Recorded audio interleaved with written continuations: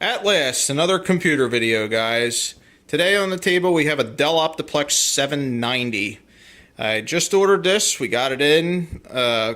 Actually, I got this, I think it was Saturday it showed up. They had to reschedule me because the weather was kind of crappy here in Jersey on Friday, so they were canceling stuff because of the snow. Yeah.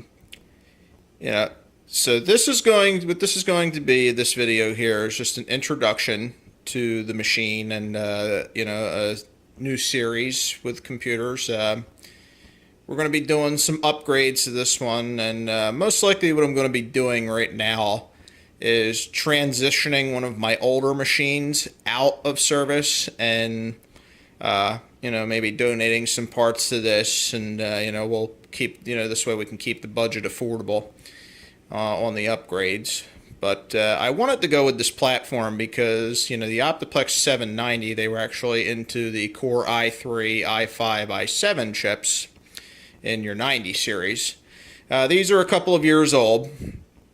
This particular machine having a Core i3, I believe it's a 2120, if I'm not mistaken. But here's the best part, guys. I got this machine, if you could believe it. Now, it does not have a hard drive in it. I'm going to, I'll do my hard drive, solid state drive combination thing like I do to keep the budget low. I think it only has like 4 gigs of RAM. But I got this machine for $39.99 plus $18 shipping and handling.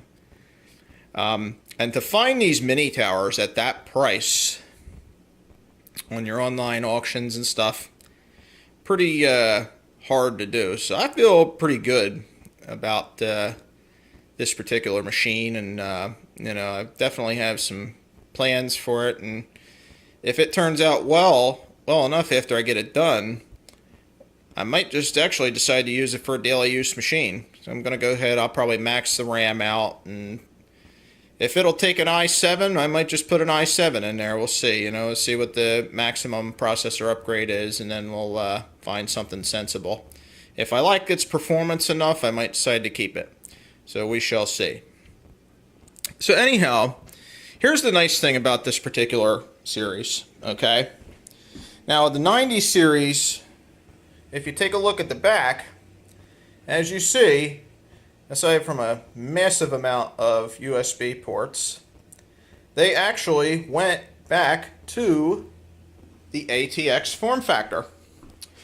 So that's the first thing I like right off the bat. Let me see if I can get this side panel off here, and just so you can see it.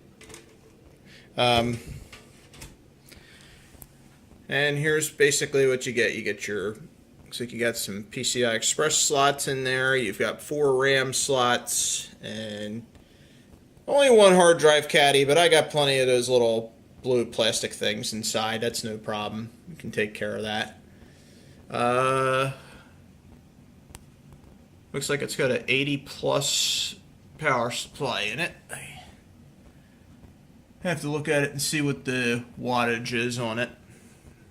That's a little too dark and hard to see right now, but looks like Dell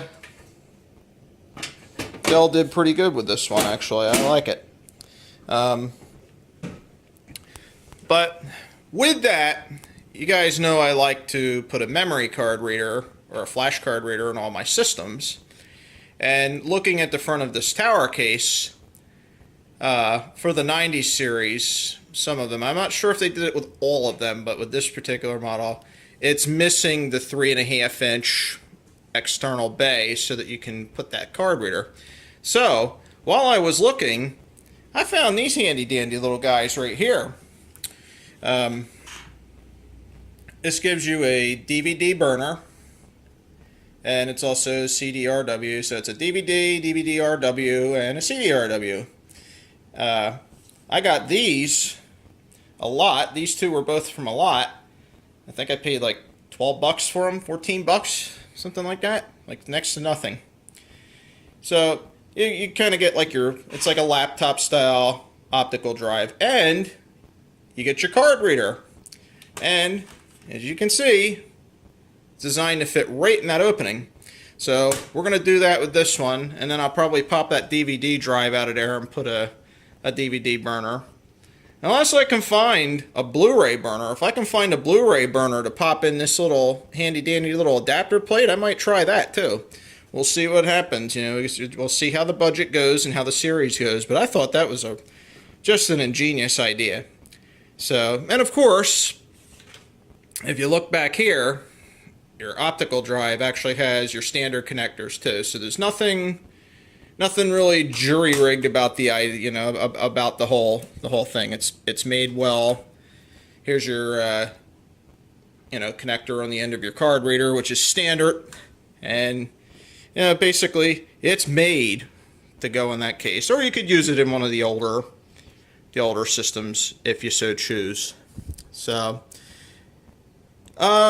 originally these, as you guys know, if you're familiar with these were office machines. Basically, a lot of them, they were probably leased by companies, so they probably spent have a good amount of hours on them, but it wasn't spent gaming or doing anything that's gonna warm stuff up or whatever. And if their IT departments were good, they did a nice job and cleaned them up really well.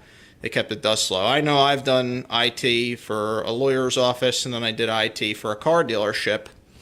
I made a priority of going around with compressed air and keeping my machines clean. And obviously, when I was at the car dealership, my predecessor did not. So, if you got a good IT staff, they definitely get their computer techs. The network guys, they handle their servers and routers and switches and stuff, and they send their techs around to do the cleaning. So that a guy like me can go on and get one of these from auction and have a nice machine that's going to run a while. So anyhow, plans are simple for this. We're gonna do it on a budget, try and get a little bit of performance out of it, and if it runs well enough, I like the Intel because this particular series was not exactly power hungry, so it's not going to beat up a power supply.